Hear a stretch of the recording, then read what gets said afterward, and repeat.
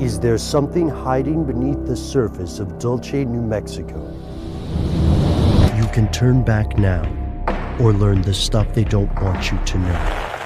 Welcome back to the show. Thanks for tuning in. That's Matt behind the camera. I'm Ben. That makes this stuff they don't want you to know. And this week, we've been looking at underground military bases around the world. Now, I don't want to say too much because I believe our video on this is coming out this Friday. However, Matt and I found the most fascinating story about an alleged underground military base in Dulce, New Mexico. Now, this has been something that you've been asking us to cover in more detail and more depth for some time. We tried to cover a little bit of it in our upcoming episode, but the story is so fascinating that we wanted to just cover it today in this vlog, and then probably cover some more of it in our audio podcast. So what's going on with Dulce, New Mexico?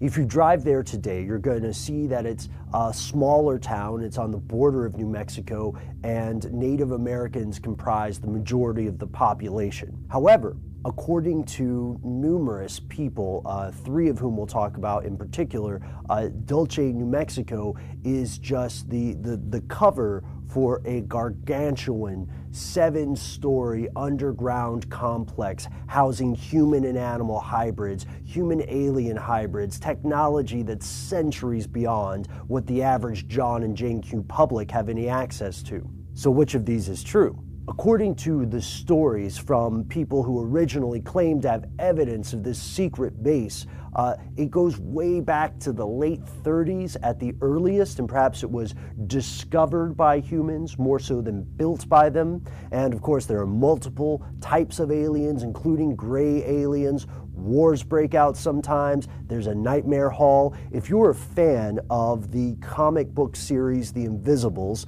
like Matt and I are, then you're already familiar with some of the other stories about Dulce Air Force Base because, spoiler alert, it features heavily in that narrative.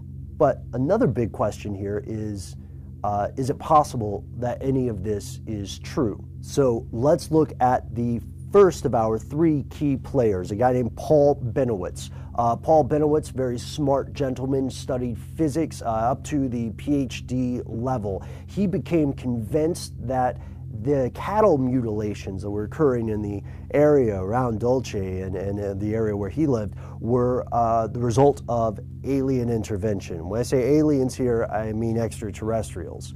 And we've heard the cattle mutilations theories before. Matt, you and I haven't covered it yet, but we might cover it in the future if that's something you're interested in.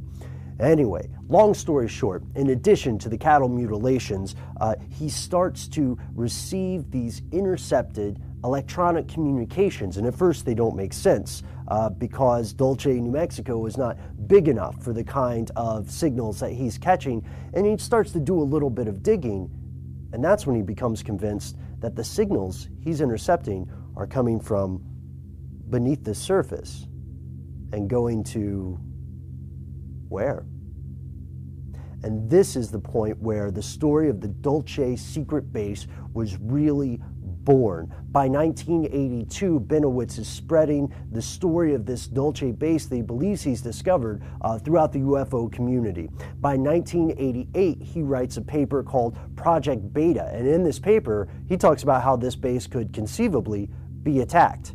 Now remember, he's just one of the three. The next one, and probably the most memorable one, is a guy named Phil Schneider. Now, Phil Schneider is someone that Matt and I are going to have to talk about on an audio podcast. He remains one of the most controversial figures in the conspiracy or the cover-up or the UFO community.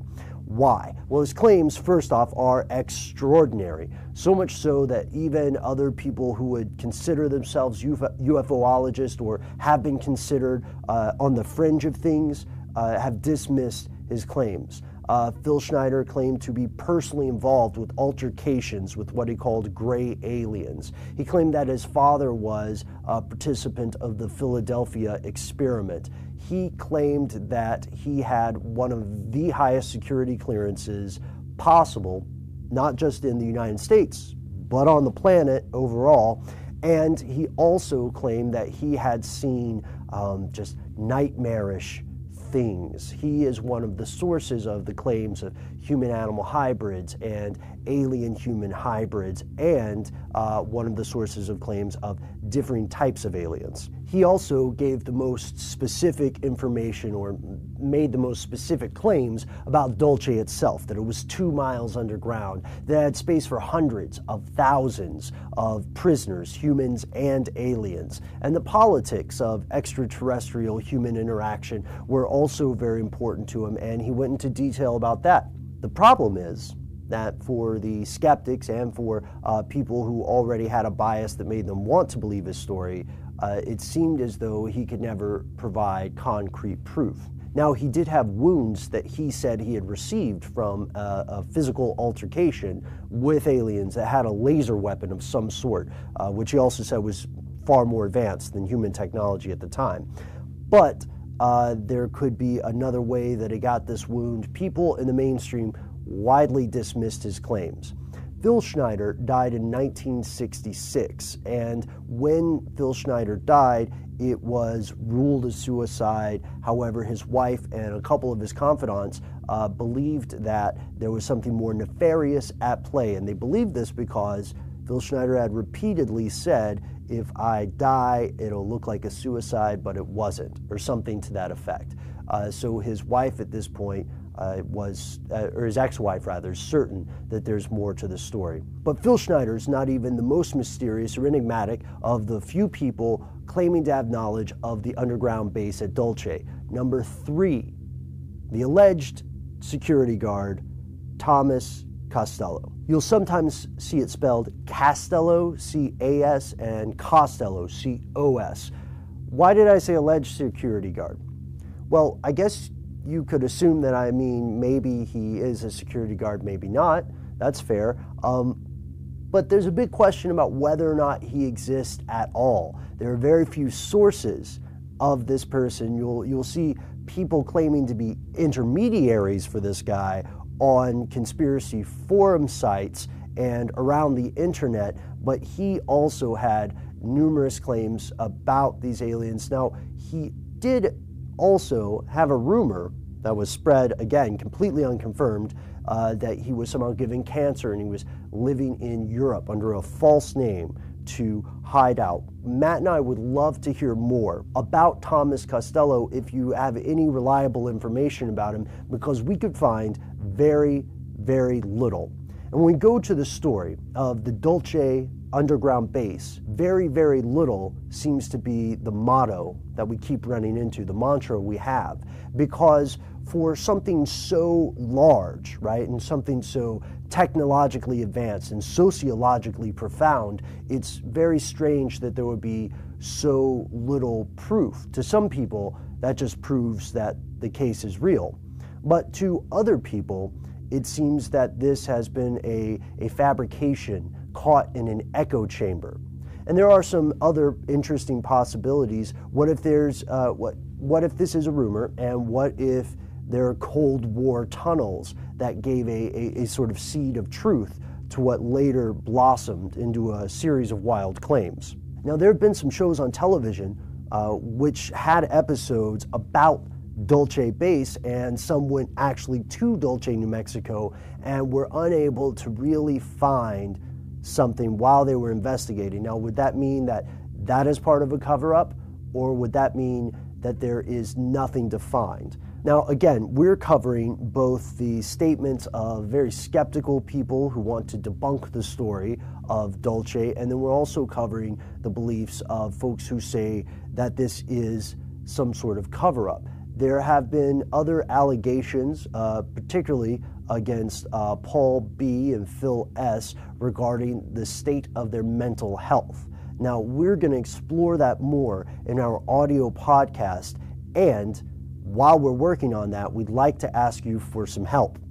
If you have any information about Thomas Costello or Thomas Costello, other than just the purported interviews on conspiracy forum websites, we'd love to hear it. We want to find more about these people. We want to find out more about these claims. And right now, we also want to know what you think. We've heard some really interesting allegations from other people in the UFO community that maybe this whole Dulce story is meant to discredit the UFO community at large. Maybe it's just something slid in there to make other stuff that is plausible or maybe even true sound like total crackpot theories. But what's your opinion? Is there a real secret beneath Dulce, New Mexico? We'd love to hear about it. Send us a Facebook, send us a Twitter. Check out our website, stufftheydon'twantyoutoknow.com, for all of our videos, all of our audio podcasts, our blog, and a few more surprises now and then. And you can always send us an email directly. We're conspiracy@discovery.com. Okay, no, let's keep it rolling. I have a feeling someone's still watching. Are you there? Good. If you're watching, then you're probably watching because you want to know what we'll cover next week. Well, this is exciting because next week, Matt and I are covering something that personally fascinates both of us a great deal. We're going back to Edward Bernays. We're going back to the reptilian part of your brain. That's right, the part where all the anger and the fear and the desire and the hunger and all those primordial emotions come from. And we're going to discover how people today are manipulating that part of your brain to make you buy whatever they want you to buy. Stay tuned for our next episode on neuromarketing. Okay, camera's cut, right? Yeah, we're done. Okay, let's do the next one. All right. Adjust Yeah. a little bit.